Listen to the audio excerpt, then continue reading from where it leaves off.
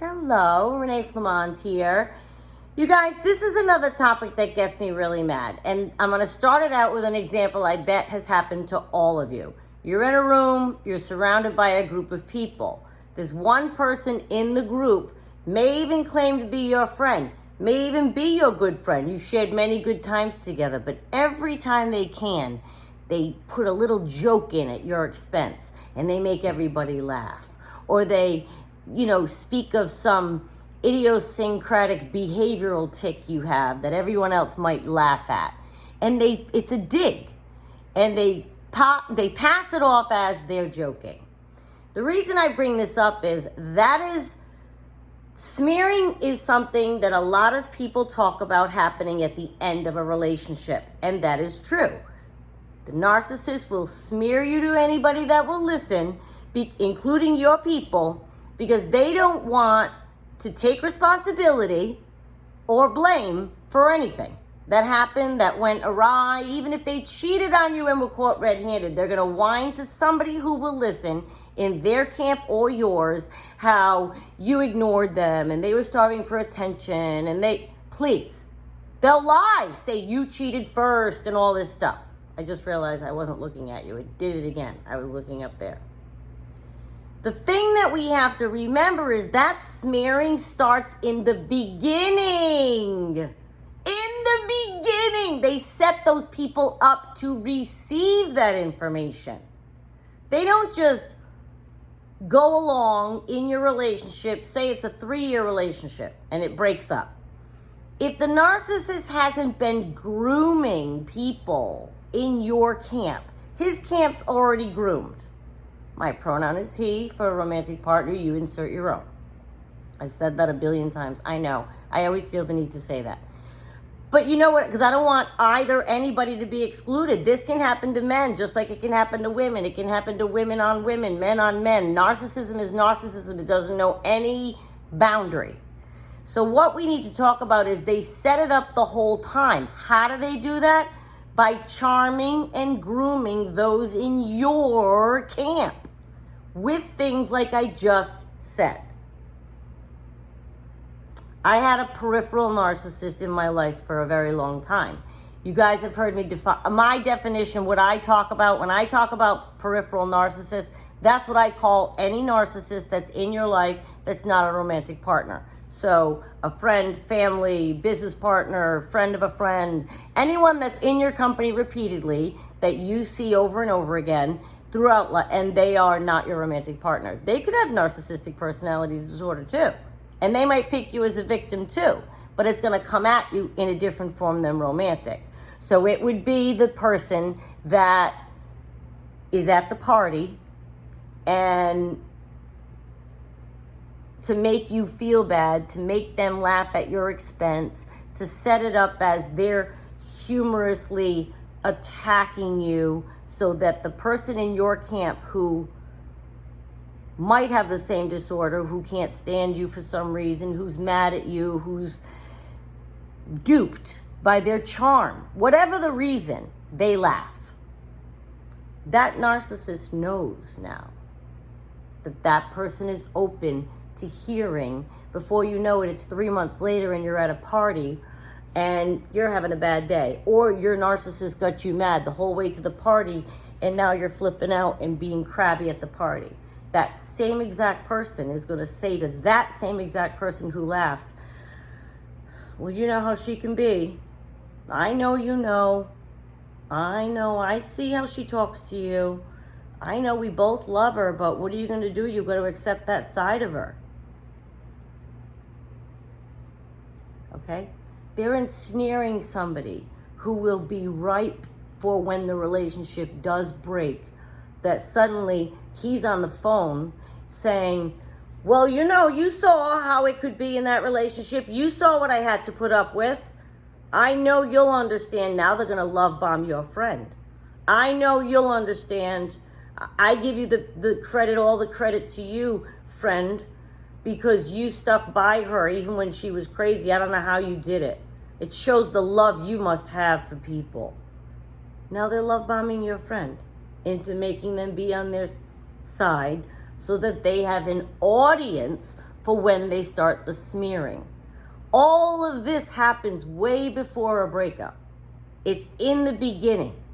They cause division and derision and all kinds of turmoil the whole time. The whole time. And the reason I wanted to mention this is because I think a lot of people don't catch it. They don't catch it.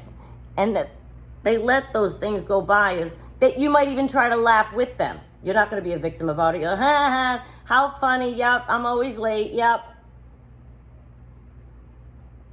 Aren't you funny? Yeah, okay, I got crabby with the guy at the grocery store. Whatever. And it got to the point, and this is why I want to tell you this. This was 100 years ago. Peripheral narcissist afoot. I knew it. Didn't know the word at the time. And when I say 100 years ago, I mean 100. And I said to the person at the time that was coming to meet that person, I said, just do me one favor. Do not partake in the joke they will tell at my expense. What do you mean? What do you mean? What's going to happen? My new mate said. And I told him exactly how it was going to unfold. And I said, when that happens, don't laugh. If anything, I'd like you to go the other way and say, whoa, whoa, whoa, ease up. Or, you know, a good friend will pipe up in that way, right? They won't allow the narcissist to make fun of you in front of you. They wouldn't allow that. It's one thing to poke jabs at each other. We all do that. We all do that. I made a joke about being late. I'm the opposite. I'm early. I get jokes about that. I get jokes about all kinds of things that are little tics that I have. I know what they are. They're funny. It's a different thing when somebody's trying to be mean, and when the undercurrent is mean, and when their intention is to embarrass you or make you feel uncomfortable. These are not good things to come out of a joke in front of a bunch of people. And the person with narcissistic personality disorder will set that up in the beginning. And isn't it an extra bonus to them that they just devalued you in front of all your people? It is different when it's a joke and when it's mean. There is a difference. And I don't need to, we're all bright people. We know exactly what someone's doing when they do this. So my person didn't laugh. And my person did say, whoa, whoa, whoa. And the peripheral narcissist in my group knew that that person wasn't going to be fodder for their audience anymore. Wasn't going to be someone they could go to. They call them flying monkeys. Once they get them in their swarm, the narcissist after the breakup, talk. All those people that follow them are called flying monkeys for obvious reasons, right? Wizard of Oz, those ugly creatures. My favorite movie of all time, since I was little to now. And I get so scared when they come on the screen. I can't stand those flying monkeys. That's what they call them, the people that follow the narcissist. So they're trying to gain them the whole time they're around you. If somebody sticks up for you, and this is something you could do for yourself, you could say, look, and you might not even recognize it, but if a person is like that, even if they don't have narcissistic personality disorder, that is a terrible trait to have and do to somebody. It's just cruel. So you could set it up as, look, this is what's going to happen.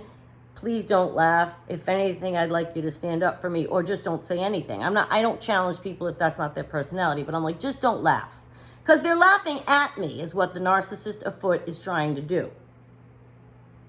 Well, later, that narcissist will know that the friend who didn't laugh, they're not going to be a flying monkey. I have people in my camp that if somebody tried to talk bad about me, they would say, whoa, whoa. Do you know what I mean? They wouldn't commiserate with them.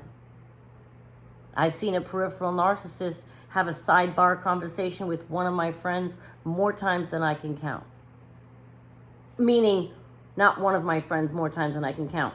More times than I can count, I've seen one of the peripheral narcissists that's in my life have a conversation with different friends without me there. You know, I'm over here and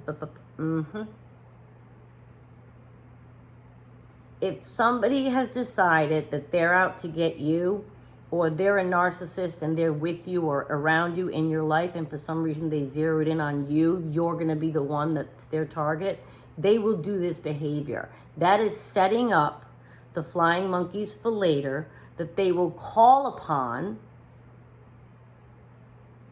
for their audience, for when they need to rally people.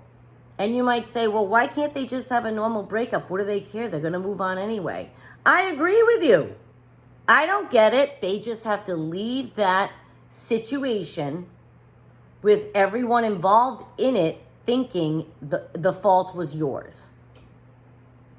They'll blow up the world, but they have to leave the rubble thinking any peripheral friends you might have had, any couples you knew you knew together. I don't know what that was, a hiccup or I have no idea. They're going to make sure those people do not blame them for anything. They're going to make sure those people recall you're crazy, that they infused in you and called attention to demonstrate to these flying monkeys now. Well, you saw how crazy she could get. Meanwhile, they made you crazy. They did it on purpose. They collect evidence. They're working on your people from the beginning for when they need them later. If you are new to this kind of a relationship, please, please, please, I am telling you, watch for this. It's not that you're going to go along in a relationship with this guy for a couple of years, and then all of a sudden when you break up, he's calling your friends. They've been working on that the whole time. Oh, yeah. Any chance they get to commiserate about you, talk in your friend's ear. By friend, I mean, when I say friend in this video, I'm talking about friend, family, business partner, peripheral. It doesn't have to be a friend. It might be any of those. But I'm saying the person. Watch for it and protect yourself ahead of time. You already know, if you're watching this channel, that the person you're concerned with that drove you to this channel is this narcissism business. Well, if they are, smearing is a part of that cycle. They all do it. They all do it. So I don't want you sitting there in the 2-year relationship. Right now, maybe you looked this video up because you just got devalued for the first time. You just joined our channel. Well, I'm trying to tell you that think now for the last couple of years, who have they been chumming up to? Who have they been trying to charm along the way? Every time you look, they're making each other laugh, or he makes the other person laugh that's in your life on the other side. That's the person that's going to be approached. However it is. People approach each other social media now. It's all different. But I mean, I want you to be aware of that. And it can hurt. It can definitely hurt when a friend chooses, even for a moment, to go in the direction of the narcissist. Your friendship, your familyship, your business partnership will never be the same because they betrayed you. Even if they then see and come back to you, which that can happen too, it stings that they were duped by the narcissist. But remember, so were we. Remember that. We were also. A narcissist can love bomb anybody around you, including the people that they zero in on to be their future flying monkeys. They're love bombing them the whole time. They're trying to bring attention to your faults and making them laugh about it and poking fun at you. And so they fall victim to the same charm you did. A narcissist personality can be magnanimous, hard to resist. Everybody loves them in the room. They're so funny. They can get your person saying, I don't know how she doesn't just love you. If you were mine, I would worship you. You're so funny. You're so good to Renee. How could she be mad at you? Well, you know how she is. She's sensitive. But this is the narcissist talking. But I accept her for everything. Oh, you are just wonderful. That's how it can sound. They're charming. It doesn't come off as obvious. I want you to be on the lookout for it, and you're not going crazy if you think it's happening. Smearing, that they do is, it's really evil. I liken it to bullying. You're talking about somebody behind their back. Many of it is lies. Most of it is lies, or set up to make you look insane, and all of that, using evidence that your behavior is crazy when they made you crazy, and they time it just so that other people see it. And come on, that happens.